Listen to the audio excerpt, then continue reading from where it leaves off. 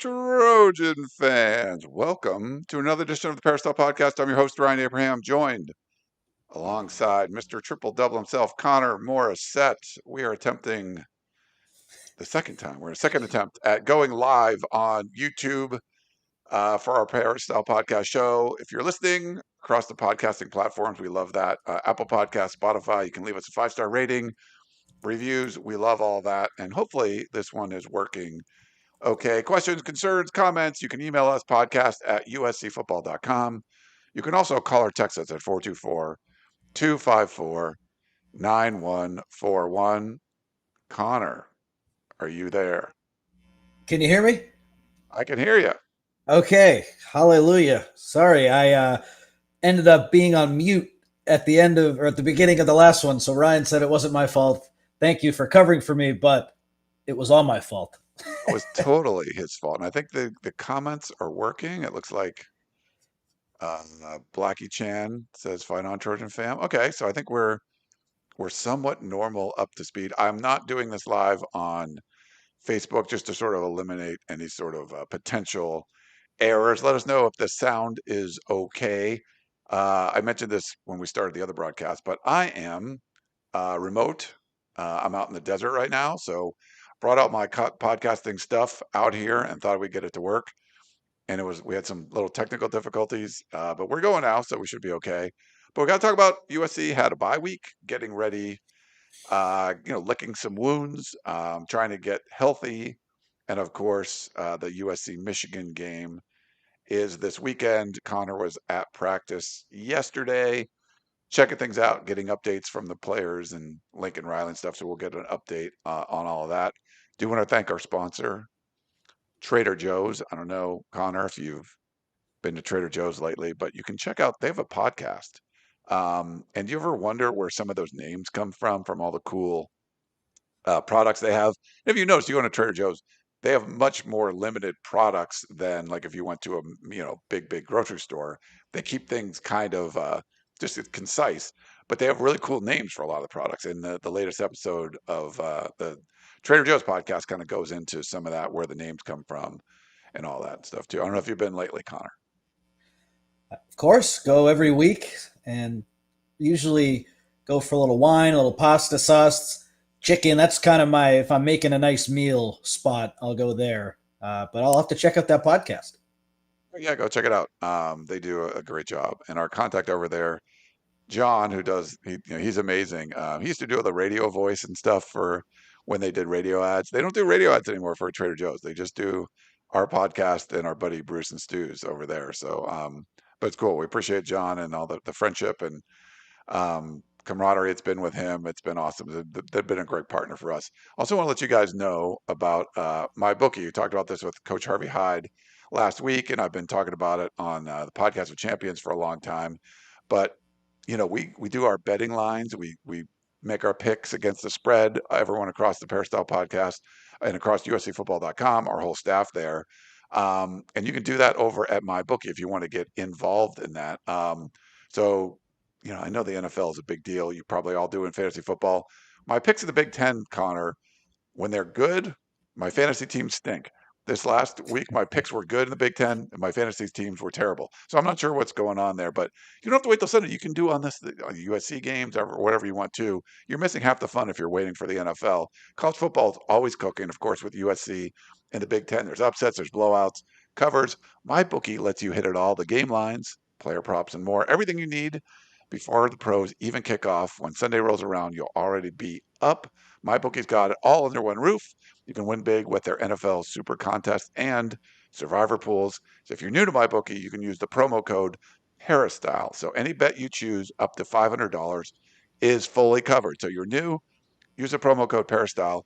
You make a big bet over there, and if you lose it, up to $500 is covered. You make your play, doesn't hit, you get it right back with the bet back bonus token. That's using the promo code Peristyle. So my bookies where bettors win together, because bragging's good, but cashing is better. All right. Well, let's get into the show, Connor. Blackie's in there, and so he's dedicated because we had to move the location of where the show was Bryce, he's got a Bryce Underwood take. Oh, we just lost his comment. Okay, I'll fix that in a minute. Um, but yeah, well, it was a bye week. Let's start off there. What did USC need to do this bye week after that? The loss to Illinois that sort of set a lot of the fans back. I don't know how far it set the team back, but what was your assessment from what went on in the bye week?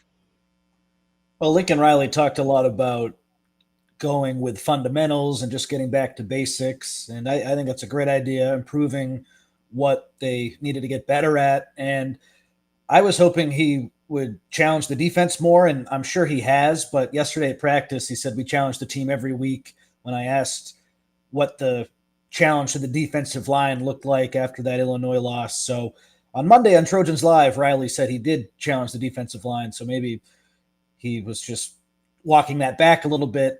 Didn't want to share too many details. That's what the bye week was all about for me, Ryan, fixing the defense. That's kind of where I start. You can do all the fundamentals on offense, obviously improve there, but the offense to me is fine. Defensively, after that Illinois defeat, that's where they needed to make the changes. So we'll see. I think one of the Michigan assistants, Shotgun, tweeted it out earlier, talked about how the tougher team at the line of scrimmage is going to win this game. We got to out tough USC.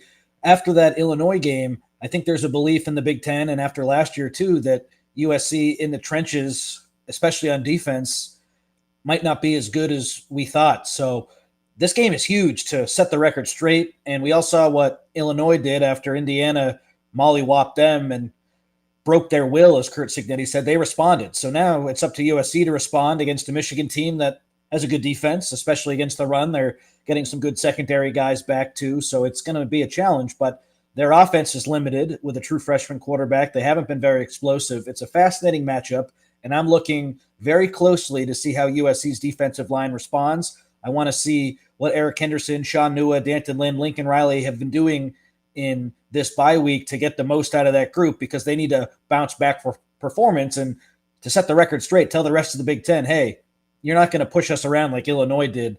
We didn't have our best that day. It's time for us to bounce back, and let's see it. I'm excited. I'm excited too. Sorry, I'm fixing some camera things and stuff while we're in here. I got Blackie Chan's comment up there. There's just everything kind of goes wrong. It's hard to do this on a laptop when you got a big screen and everything, but I even got the soundboard here. Like, this is crazy. We could have our that sounded pretty loud. Breaking news. Yeah. So, did you hear that, Connor? Not really, Oh, really? but I Okay. heard So I heard the voicemails earlier. I think it works. Maybe it's just part of the delay with the internet. nice. Okay. All right. So I think it's really important as far as what's going on here for USC.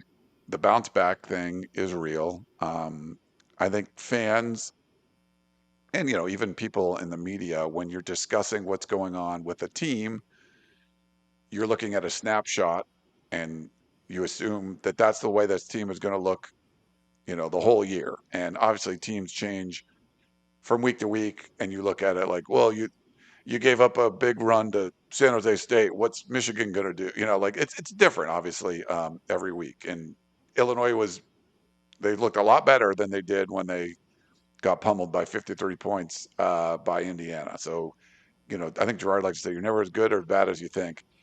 But the important part for the Illinois game was that, the Illini did bounce back. They had a very poor performance and then played significantly better. And I think it's one of those situations that, okay, can you do that if you're USC? It's going to be at home. You're playing a similar style team, a tough team, team that's going to try to bully you and push you around. I think, Illinois is like, I think USC needed to play Pac-12 football and keep Illinois on his toes, but they weren't able to do that, and it was more of a Big Ten game. I think when Michigan comes to the Coliseum, you want it to be more of a Pac-12 game. You want to make Bryce Underwood throw and connect and make them convert on 3rd and 8s and 3rd and 10s and things like that. But if it's just all trench warfare, that's probably not going to be a recipe for success for USC. So I think trying to set the tone in this one. You don't want to get pushed around, and if you're not getting pushed around and you can kind of keep the air attack going and I think USC is going to do well here. But for me, it's all about how do you respond? Like, are you what you showed in Champaign, or are you something else? And that's what, coaching staff gets paid a lot of money to do this. I think it's going to be their job. Totally agree with you. It's all about, or I totally agree with you. It's all about how the team responds. And Ryan, this week I'm going back to my preseason analysis because typically in the last couple of years, my preseason analysis, it's been better than the game to game stuff. I've been a little up and down week in and week out. And before the year, I thought USC was going to have some trouble with Illinois, and then Illinois got destroyed by Indiana. And I was like, okay, USC's looked a little better than I thought. I could see them winning this game. They lose in the last play. Before the season started, I had this as a win for USC because I just have a hard time believing that a true freshman quarterback, for all of USC's faults on defense, but I have a hard time believing that a true freshman quarterback will come into the Coliseum in a game USC needs and will do enough. I'm sure it'll be close. It'll be a tightly contested game, but Lincoln Riley's offense to me is the difference, and I don't know if Michigan will be able to score enough points in this one. So my Illinois analysis was off. I acknowledge that. I missed on that one. I'm going back to what I thought before the year. I have a hard time believing that Michigan has enough on offense, even though their running game is very, very good with Justice Haynes, to come in and score more than USC. Looking at that Wisconsin game that Michigan played, Ryan, so Wisconsin opens the game and they score a touchdown. It was a nice drive. And then up until their last drive, they punted 8 times and were picked off once. USC doesn't punt at all. So there may be a few more punts than USC fans have been used to this year. It's not going to be like that Wisconsin game where you see Sam Johnson attempt 8 punts. It's just not a good matchup for Michigan, in my opinion, because not Notre Dame, because USC's offense has been so explosive. So I look at this game and I think Jayden Maiava and Makai Lemon and Jacoby Lane, if he's healthy, Wayman Jordan, they're going to answer the bell and do what it takes to score enough points to beat this Michigan team. That's my belief. I think it's not going to be easy, and it will certainly be a challenge, but I think this team's going to rise to the occasion. And after what we saw against Illinois, like, hey, they responded. Now it's time for USC to respond. I think they can. Yeah, no, I agree with you. And USC should, I think USC should handle business in this one. The offense really has been electric. I mean, they had one punt against Illinois. Now they had a couple turnovers. Um, but I feel it's one of those things that it's just really hard to stop. They're not punting 8 times in a game. They haven't eight punts all year. And there were stretches in that Nebraska, they just Michigan didn't look all that great. So I'm curious to see how this plays out. But I feel like it's USC needs to inflict its will on the game and make Bryce Underwood have to come from behind, make them have to score. The weird thing last year in that game was that with no passing game, the only thing USC couldn't allow was a big run, and they allowed a big run, which is like absolutely insane that happened. Um, but they got better. I think the defense was better most of the season, uh, and it wasn't good against Illinois. And to give up almost 4 points per drive, I think that's a concern, Connor, because you could still play like a Big Ten style of game, but if Michigan's not punting at all either, that's going to be the problem. And USC hasn't shown the ability to force teams to punt. It's great when your offense doesn't punt, but when your defense doesn't make anybody punt either, then it's just sort of like, all right, well, now you have to score every time, and if you have a turnover or two, it's not going to get it done. So I'm curious to see what this defense does because I don't know, like, is Michigan's offense like better? Like the quarterback plays better at Illinois. I mean, Luke Altmaier's playing a lot better right now, but Michigan run the ball. If they can control that, and USC can't get them off the field, I mean, it's going to be another tough one to win. I thought Michigan's offense looked like a work in progress, especially in the first half against Wisconsin last week. Like you said, the games are different and there's no transitive property because they did this week. Doesn't mean they can't do it the next week. What will really disappoint me, Ryan, is if with Kamari Ramsey back in the fold, USC's secondary continues to struggle so much that Bryce Underwood has his best game as a collegiate player in or against a Power 4 team, because against Oklahoma, I know Oklahoma's defense is better than USC's, but at Oklahoma, Underwood completed 9 passes. He wasn't very effective. And I think USC, they can take advantage of a guy who just doesn't have a lot of experience. And he's talented. You see the nice sidearm throws. There's a clear ceiling to him. It's obvious why he's worth the amount of money that he's getting paid to play there. But the passing offense for them, it clicked a little bit more in that second half, but it just looked like such a work in progress where Underwood is flinging balls way too hard and they have a bunch of drops. And if this is the get-right game for the Michigan passing attack, that'll be just mightily disappointing that it happens against a USC team that needs an answer, that needs a response, that knows that Illinois performance wasn't enough.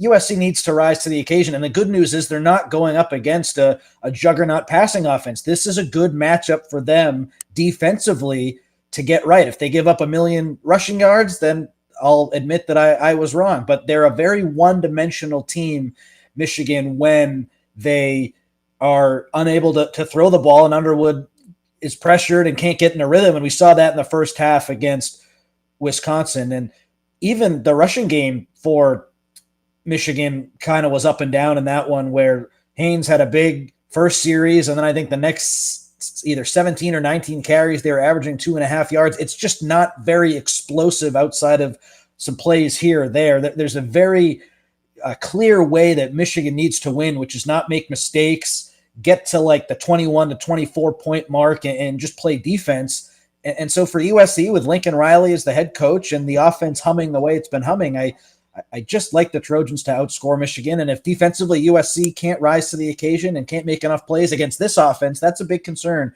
especially looking at the rest of the offenses on the schedule. Yeah, and speaking of the rest of the schedule, you got a trip to Notre Dame coming up after this one. We have a comment from was it like this is it's hard to see on my screen, but biggest USC game of the 2020s easily. I think it's the biggest game of the year for USC in this one after what happened with Illinois, the way it happened after the blowout loss to Indiana. I think this one's extremely important. And I don't know. I mean, you start off 4-0. It was great. We've seen USC have quick starts before and then sort of falter. But for this team, I think 5-1 is very important going into the Notre Dame game, because if you can't beat Michigan at home, the expectations of beating Notre Dame on the road aren't very good. Now, UCLA just beat Penn State. Obviously, anyone can beat anybody. But I think you mentioned this, before, like the Illinois game. It's just like, yeah, anything can happen. But if you were relying on that in college football, like, yeah, USC could go to Oregon and win. But I think in the realm of college football reality, this is one of those very winnable games. USC is a slight favorite again.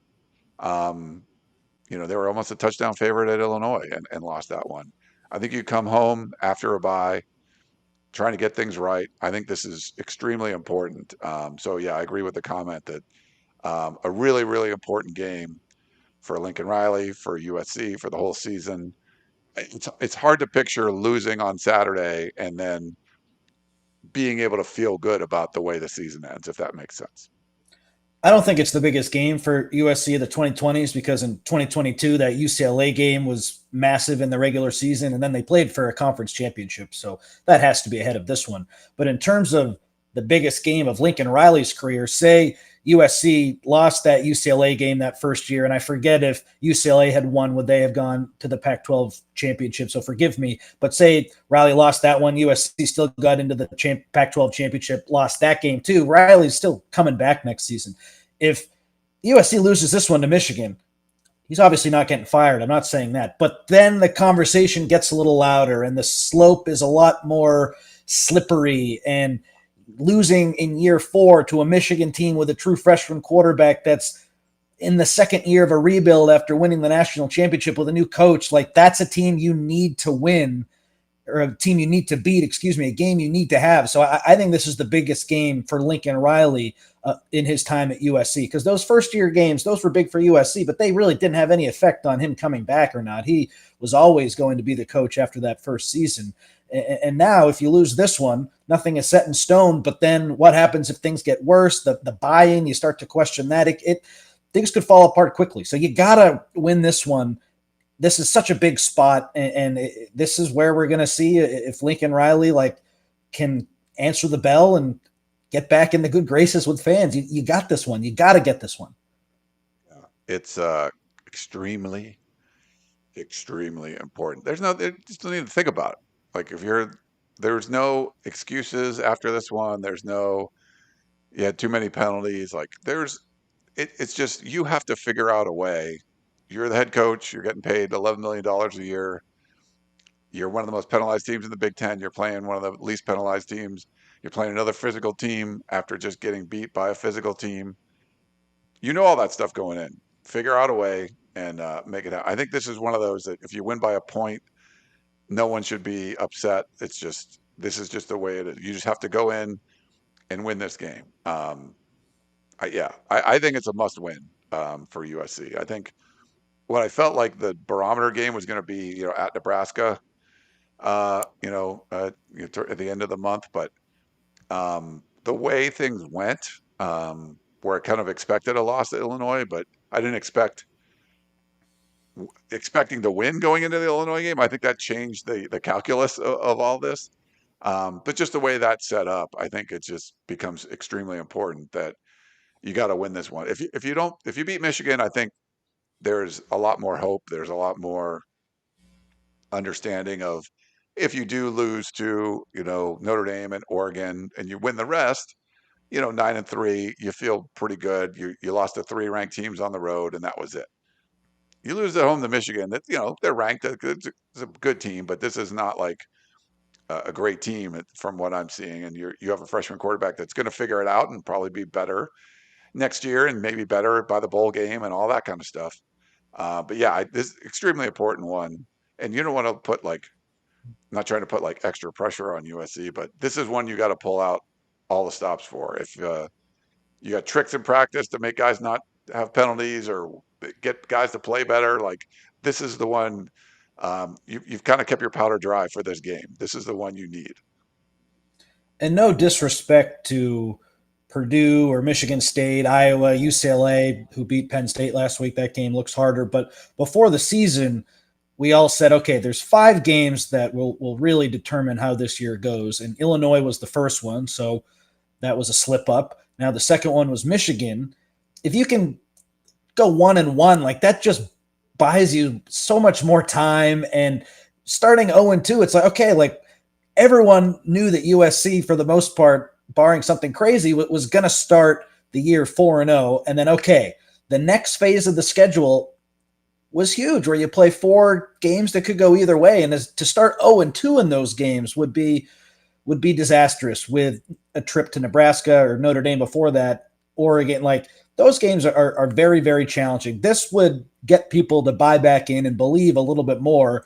And to me, it looks like the easiest of the remaining ones. Maybe people feel differently about that Nebraska game on the road, but that's a tough environment. And Michigan was able to beat Nebraska on the road. So I don't mean to talk out of both sides of my mouth, but this one is that you got to have this one because you lost that Illinois game.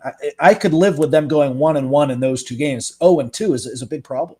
Yeah, if you got 5 games that count, you can't lose them all. You're going to be 7-5 if you lose them all. So Exactly. yeah, you can't allow that to happen. So yeah, I think there's a lot of pressure. With deservedly so.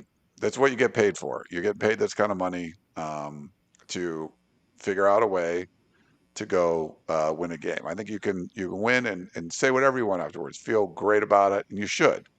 Um, but this is one of those things where, yeah, it was nice to get a win on the road against Purdue. You got a road win. Sure, it was nice to beat Michigan State at home and Wisconsin last year and Nebraska and Rutgers. Like that.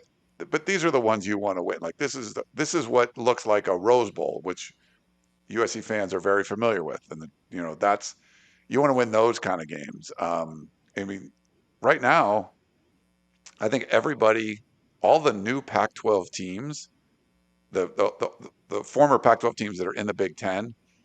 I mean, what's the best win for USC in Big Ten play? Um, I mean, the Wisconsin game, like Nebraska, like is that the best one? Maybe Nebraska. They went to a bowl last year. Like UCLA didn't go to a bowl. They won four Big Ten games last year. The best team they beat was Nebraska, right? Off the top of my head, I mean, it was Nebraska, UCLA, Wisconsin, and who was the other one? Rutgers. Yeah, so I guess you're right, but I mean that Nebraska team wasn't great. But that's the best win. Now UCLA beat Nebraska on the road. Like they already have a better win, just last year from USC. Obviously now beating Penn State at home, massive, massive win. Oregon's beat Penn State on the road. Ohio State at home. Um, Washington just beat Maryland on the road. That's better than something USC's done so far. That was an undefeated Maryland team. They were down 20-0. I think Washington has a different. I think they have a good home win too. But USC needs the whole point is you need a signature win. Like UCLA is a dumpster fire this year, but they still got a great like result with the Penn State game. You get something like you just beat Michigan at home. That's all I'm saying. Just beat Michigan at home. Get some of those good wins, not just like bottom dweller wins. It's a pass fail situation. The only excuse that I would allow to be an excuse is if, knock on wood, Jayden Maiava went out of the game, and then it's like, okay, USC wasn't ready for the backup quarterback to come in.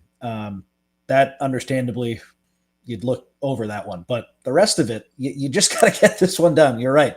No, oh, the refs screwed us. Oh, we have food poisoning. Oh, blah, blah, blah. You just got to get the job done because they haven't got the job done over the last 2 years. That is the biggest part of this. There's no good grace. There's not like, oh, you had a great season a couple of years ago, then we'll look over this one if you lose. It's time to win now. And I predicted 8-4 before the year, and they were like, there's some good 8-4s, there's some bad 8-4s, and if USC goes 1-4 against all the good teams on the schedule, like, okay, I don't think you got to make a change, but like, it's time to win some of these games, Ryan. It's a great point by you. Just win, baby, as Al Davis would say. Win the games. Yeah, when I want to pull up like Washington's schedule because like I know they had some good wins.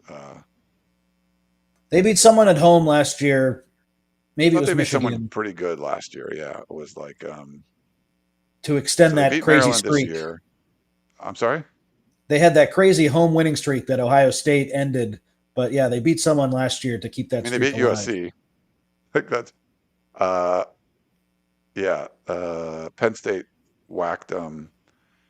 They lost at Indiana. They lost to. They beat Michigan. They Yeah. did beat Michigan. Yeah. So Rutgers beat them on the road. And they came back and beat Michigan after that. So yeah. So that was you know as far as quality wins in the Big Ten of the four new former Pac-12 teams, USC is at the bottom right now. So you need to go get a win against Michigan, and you got to win a couple other ones too. But this is a big one. And USA Today came out with their annual head coach salary list. And who has the highest paid coach out of all those teams? Oh, it's USC. So you'd think that maybe a school that's putting the most resources into this outside of Oregon, let's call a spade a spade, they're probably giving more resources. But you'd think that in this situation, USC pouring all these resources into this program would lead to better results. And that's another reason why Saturday's game is so big. You can't keep losing these ones. Yeah. We do have some questions to get to, but anything else from like practice or what you saw yesterday? We had a couple questions on like injuries. We can get into that and stuff, but any other observations or anything you want to let the fans know about?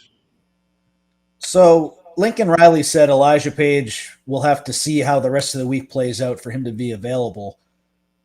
And my opinion is that he's trying to throw Michigan off the scent a little bit and have them prepare for Justin Tauanu at left tackle and Page. I think Page is going to play on Saturday against Michigan. So can start there. But Riley said that that's not set in stone and not a shoe in. So if you want to take him at his word, you can. I get why you'd want to do that. Other injuries, I think Jacoby Lane will play, but be limited still. Better than he was against Illinois, where he didn't really give you a whole lot until the end, and then he just played through that shoulder injury, which was really impressive. Hopefully, he's further along and can fight for more yards, so that'll be something to pay attention to. And Killian O'Connor's out, so Big General Reed will get the start at center. I'm trying to think if I'm forgetting other impact guys. Kamari Ramsey, who missed that game with the food poisoning, looks like he's full go.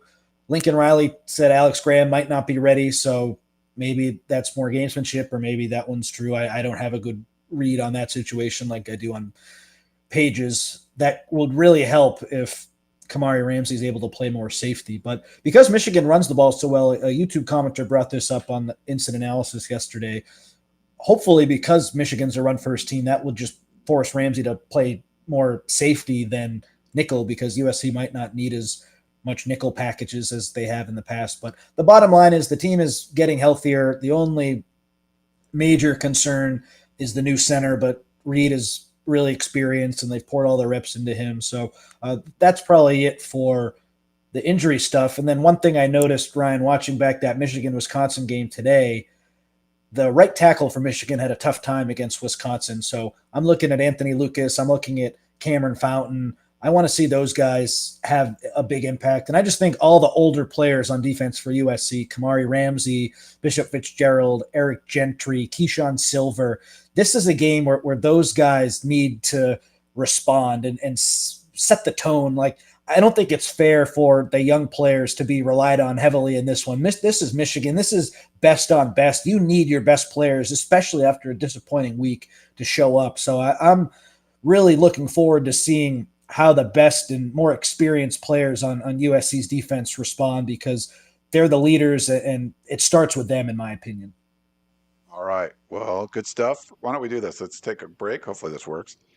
And we'll come back and do some questions. If you're in watching us live on YouTube, thank you for getting through the technical difficulties. And I've started a few questions and we'll bring them up, but you can put more questions in the chat and we'll get to them.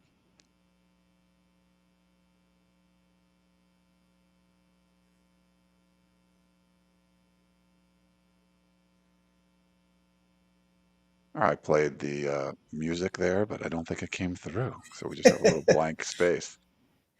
Perfect. This is what we want, like doing the remote stuff. I had it all set up. We did this actually pretty well in Las Vegas. Um, Whatever. Okay. Maybe it's the desert heat out here or something. It's not too Well, hot. you It's had only it like all you had it all figured out, and then there was a user error on my end. So there was a user error, but there's some things that weren't working extremely cleanly. So I'm not sure what's going on there, but we'll see. I'll take a look and see what I can figure out. Let's go to some questions. Pulling up here, we had John in Oakland. Which head coach has a hotter seat, Lincoln Riley or James Franklin? So we had a couple questions, so we can start with that one. well, Um, if you had asked me last week before the UCLA loss, I'd say Riley. But after that UCLA loss for Penn State, I think it has to be Franklin. But let's see how USC does this weekend, because if they lose, then they might be pretty even potentially. But after losing to UCLA, a winless team, you got to give credit to Lincoln Riley. They've had some bad losses, but they've never lost to a team that was in the situation like UCLA. So that Oregon game might have broken Penn State, and if they finish this season in a real slump in a bad way, yeah, it's tough to see him coming back, just because you feel like that one has run its course. So I think Franklin right now. yeah, the expectations. I mean, Franklin's had a lot of success there, but the whole point was getting over the hump. Michigan put a ton of resources 2 years ago, kept guys on the team that could have gone pro, and they win a championship. Ohio State did the same thing last year, and acquisitions too. And I think the model for Penn State, they followed what Michigan did in 2023. They followed what Ohio State did in 2024. And you thought you were going to get over the hump against Oregon, couldn't do it. To stub your toe against UCLA, that's inexcusable. So, like right now, he's on the hottest seat as far as fans wanting their coach to be fired. He's more now. That could change as the season goes on, but I think it's definitely him. John wants to know, is Danton Lynn overrated as a defensive coordinator? I don't know if he's overrated. It's too soon for me to say, oh, he's overrated after a couple of games where the secondary hasn't looked good. I do think he has a hard time getting young guys in the secondary up to speed. And there's a reason why you look at all of his secondary guys at that UCLA year, last season at USC. The only one who really was playing who was young was Kamari Ramsey at UCLA the first year. Every other time it's been guys in their fourth, fifth, sixth year. And now Lynn needs to rely on some guys in their second year. And so far it hasn't gone well. I also think there's a lot of tape out on him now when he was still kind of a relative unknown the past couple of years. So those two things are working against him. But like all coaches in football, that's kind of the way it goes, where you have some success, people adjust, things come up, bumps in the road occur, and then it's up to you to respond. So that's another big part of this, where we want to see the USC defense respond. We got to see the USC defensive coaches respond too. So too early for me to say he's overrated, but if USC continues to give up 500 yards against Big Ten opponents, it would be hard to say he's not. So they got to respond.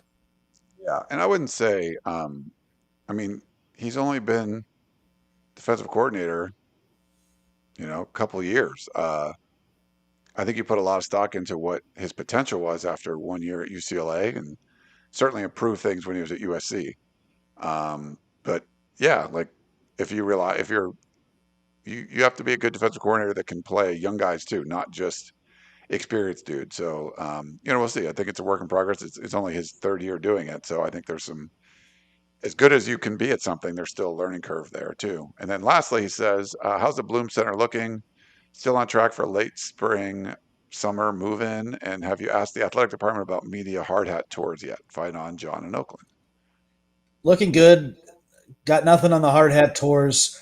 I just know that they still need like $50 million to complete the financing for it. I'm sure it's one of those things where you get the stuff up front and the build is still good until 2026. Like I still believe it'll be done in 2026 and USC will move in that summer. But like Jen Cohen in that latest message to Troy, whatever it's called, her monthly note to all the USC fans, she said we still are $50 million short of the goal. So I don't exactly know how all that works. I don't imagine that's a huge issue. I'm sure that they'll have that covered, but that is a lot of money. It's a lot of money. So if you got 50 million lying around, actually Stanford just got a $50 million Yeah. donation, which is crazy. You need some of those to in this crazy world of college football. You need like just billionaire guys donating tens of millions of dollars so you can pay players and build buildings and all that kind of fun stuff. We got Andrew from Iowa. I'm sorry, from Ohio, not from Iowa. First off, thanks for all you guys do in covering the team. Keep up the great work. On my question, based on what we know and have seen so far, how optimistic slash pessimistic are you guys in regards to USC winning the next 3+ games? A win against Michigan helps build momentum going into Notre Dame. However, if they lose, winning at Notre Dame seems like a very challenging uphill battle. Looking then at Nebraska's schedule, at Maryland, uh, at Minnesota, and then home against Northwestern, there's a real possibility they could be 7-1 when they face off against USC. If USC somehow goes 1-2 or 0-3 during this upcoming stretch, there could be a real possibility the wheels fall off and the quote beginning of the end starts for the Lincoln Riley experience. That's not even factoring in the Oregon game too. If things start trending south, then it'll be interesting to see how Jen and Bowden try to right the ship. Hopefully things don't go off the rails, but as they say, games aren't played on paper. Thanks, Andrew from Ohio. I could see us, Ryan, in like 3 weeks having a very similar conversation to this whole show where USC beats Michigan, loses to Notre Dame, and then we do this all again where oh, it's another challenging road game. You got to win some of these. Michigan was nice, but it's a home game. You got to win on the road. They haven't been able to do that. And if they lose, then we got to ask questions about Riley. I totally get what the emailer is saying. I have a hard time thinking they'll go 3-0 in those games. 2-1 the next 3 games, I think, would be amazing for this group. So that's where I think the line should be. 1-2 would be disappointing, but not something that like you're digging your own grave. 0-3, obviously, then we're kind of panicking. But I think 1-2, it's not great, but 2-1, that's what you should be shooting for. Going 3-0 would be amazing. I just don't know if I see that. If you lump it Illinois, I think you wanted 2-2 during that stretch, Yeah, and one of them's down, so you kind of got to go 2-1 now. So I don't think 1-2 is good enough. Like that's those 4 important games in a row, and you win one of them. Like you got way too many resources involved in this and invested in this. Yeah, I think you got to go 2-1 in this stretch. We'll see if they do, because that's going to include a road win. We got, let's see. Greetings, everyone. It's Ryan from Lemert Park. I've been watching the show for a number of years, and I appreciate everyone's reporting and commentary. And who doesn't love a good food analogy? LOL. Keep up the good work, everyone. I find the show very insightful, and it helps me and others get through a long week. Well, thanks for that. Now let's talk about Lincoln Riley. I believe it's only a matter of time before he is replaced. The offense has played better this year. However, Lincoln Riley has consistently proven that he cannot make the necessary judgment calls when we need him most.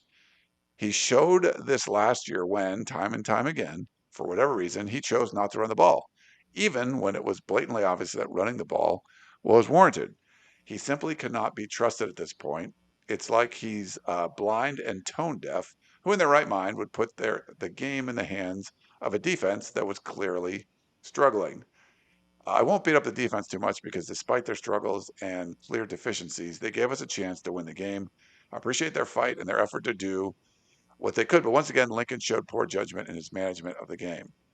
This guy cannot be trusted to do what needs to be done to win games. Ultimately, I'm pulling for him. He is a Trojan, but the track record he has accumulated tells the truth about whether or not he is fit to lead this team to a championship. Wow. I get the question. That was a frustrating end to Illinois where we just all knew 155 and 3 timeouts. That is trouble for how this defense is playing. We had the conversation after the game. It's been a huge talking point. It's hard to hammer him too much when you needed to just go up by 1, and they did. But everyone watching that game who was rooting for USC or covered USC was thinking the same thing. There's too much time left. So I get the criticism, and in an ideal world, it would have been nice if he bled more clock and USC won and didn't leave Illinois with enough time to score, and then we'd give him credit for, hey, that was a really masterful end of the game. Going for 2 was great, and how he played the clock was great. But yeah, I mean, there's been a lot of questions with how he's done things going back to last year in the Penn State game. I thought he handled that one correctly, but I know other people didn't. So I get it. It's as time goes on, they're not big mistakes, but USC in clutch moments isn't winning games, and that's how you're judged. So it's hard to hammer him for one specific thing here or there, but the accumulation of all of them, I understand the frustration. Tony sort of like, I'm going to give the defense a pass. Like the offense has been elite this year, and the defense has been absolutely garbage. And I think he and the administration put a lot of resources into making the defense better, and it's not. Now you're the head coach, and it still falls on you. But it's interesting if you want to I'll give the defense a pass. Like they tried hard. Like they tried hard. Like the offense has been lights out for the most part. So they've made some huge plays, and credit to Jayden Maiava, who looks like a different quarterback right now. Dylan Albuquerque wrote in, can you explain what goes into the SP Plus rankings and how they work? Why is USC so high in these rankings? Dylan and Albuquerque. You should probably ask Bill Connolly that one. Do Well, you know much about it? Dylan's a loyal listener, so I want to try to get a good answer for him. I think because USC blew the doors off in those first 2 games, that kind of skews the numbers a little bit. And as time goes on and they play better opponents, and assuming they don't win 70 to whatever like they did against Missouri State, things will find its level. But I think that's responsible for a lot of the hot start. But just quickly, what is SP plus? In a single sentence, it's a tempo and opponent adjusted measure of college football efficiency that Bill Connolly created at Football Outsiders in 2008. SP plus is intended to be predictive and forward facing. So I guess that kind of contradicts what I said, but I do think those first two games kind of skewed them in a way that maybe isn't totally accurate. No one else was winning 70 to whatever USC was, so that would put them above other teams. As time goes on, we'll kind of see where things stand. I got a couple comments in the chat or questions in the chat. I'll try to pull these up. And it's very hard to see on my laptop, but I'll try to do it. Trojan Fight. Connor, what would you put the odds that Alex Graham and Paige play? Riley's comments didn't sound um, intriguing. Did he say intriguing? I don't know what he said, but yeah. So I think Page is going to play, as I said. Graham, I don't have as good of a read on his situation, so tough to say. But it's hard for me to say, oh, I trust Riley on this one, but not the other one. Where's the consistency in that? But we heard something about Page that made us feel like he is going to be a go. With Graham, we haven't heard anything. So Graham had a broken rib and had been out for a long time. Page had a knee injury against Michigan State, and Riley right away said it's 1 to 2 weeks, probably. And it's been 1 to 2 weeks. So that's another reason I think Page has a better chance. With Graham, that to me is a total wild card. I would not be shocked to see him. I would not be shocked if he sat. We'll just have to see with him. And, O'Connor, we don't know, right? Like that's Killian, yeah. he's he's out for sure this week and next week. Okay. Fight on Natties. Is Kamari going to be back to safety? Going back to safety? Anyone? It depends how much they trust D. Reddick if Alex Graham can't play. It depends how much they trust Reddick and Graham if Graham can play. It depends on the matchups. I imagine that they trust Pierce and Fitzgerald more than those true freshmen.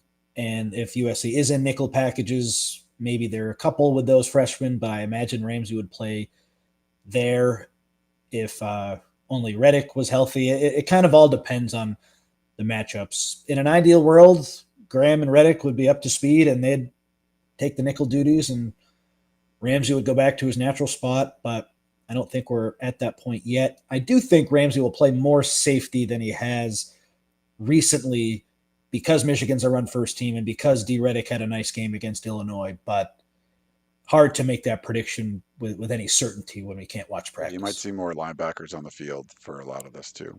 True. Trojan Fight. That Michigan screw. That Michigan defense struggled to pressure Wisconsin, who was 118th in sacks allowed. That D line isn't what it was last year. It's not what it was last year, but Michigan's defense had a lot of success against Wisconsin. They allowed the opening drive touchdown, and then the rest of the game, they just allowed a field goal that came pretty much in garbage time when Garbage Michigan time. was already up. Yeah. So they had, I think, 7 straight punts at one point, Wisconsin a pick, which if you want to complain about officiating, the no pass interference call on Michigan on that interception, that was the most textbook pass interference play that I've ever seen, and the stupid referee didn't call it. That one I was watching this morning. I almost tweeted out the video, but I didn't want to cause any problems out there. That one was crazy. So the officiating in this conference is terrible. But anyway, I wouldn't complain about Michigan's defense for not pressuring Wisconsin when they had a phenomenal game, all things considered. Yeah. And I mean, there's only, you got 4 games, 5 games under your belt. USC was leading the nation in sacks and couldn't get Luke Altmaier, who they had given up more sacks than anybody. So I think some of these early numbers aren't exactly, doesn't mean that's the way it's going to be for the rest of the season. I think the defensive front is still very good for Michigan. El Gordo, can Lincoln Riley borrow the Cracker Barrel jacket? If he wants it, we're probably similar size, right? Like I think he could. Yeah. but it's hot. Like you don't want you. I'm going to wear it when it's cold. You're not going to do one of those hot things. Jake, Urban Meyer's been waiting for the SC job. He's available. Should we go after him if Riley is fired or not? I think he gets Well, paid if a lot of not, money to be on TV. Yeah. yeah. Oh, I thought he. Never mind. I misread the question. That's It's just that's an it's interesting one. What do John you think? Gruden. Pull up all the names that are on. Yeah. Yeah. No, Lincoln Riley still has. Um, he's still the head coach for USC, so I don't think that's changing. Brian, probably in the minority, but I think the expectations have been at an unhealthy level, in my opinion. A lot of people, oh, they confuse the 2026 recruiting class to hype up this season. So because they had the number one recruiting class, generating some hype for the current season where those guys aren't playing it.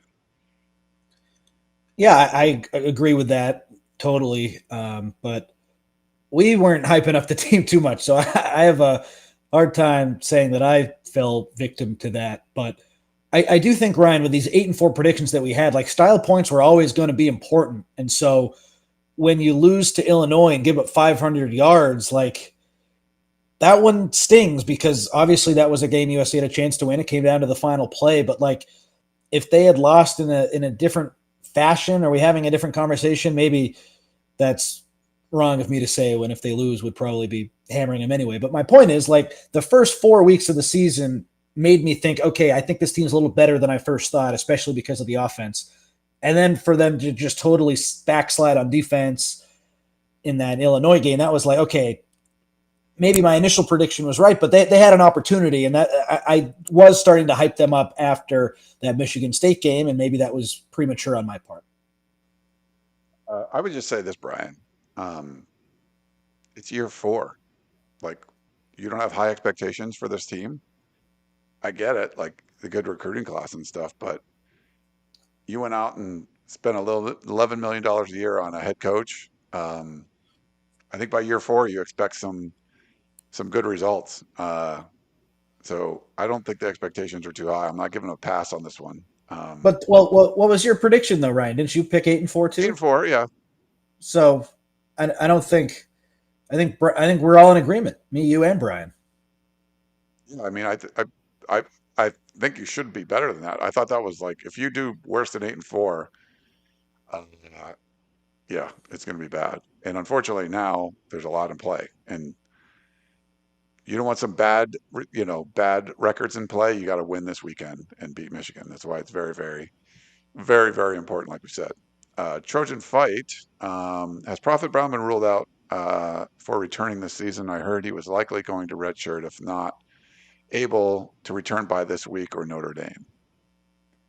Can't speak to the second thing. He has not been ruled out for the whole season, but it sounds like he's still a few more weeks away. So Lincoln Riley said, let's not put the cart before the horse in terms of a medical red shirt, but it sounds like that's something that is being considered. So we'll have to see with him. Really disappointing. He was in line to play a lot in the slot and potentially a corner too, considering how poor USC's corners have been. So that was a loss.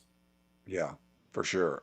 It's kind of screwed up the secondary a little bit more than you maybe would have expected. It'd be great to get like Alex Graham back, but it's not like he's some proven commodity either. We've seen the secondary struggle with inexperienced guys. You're going to have an inexperienced guy there at a really important position.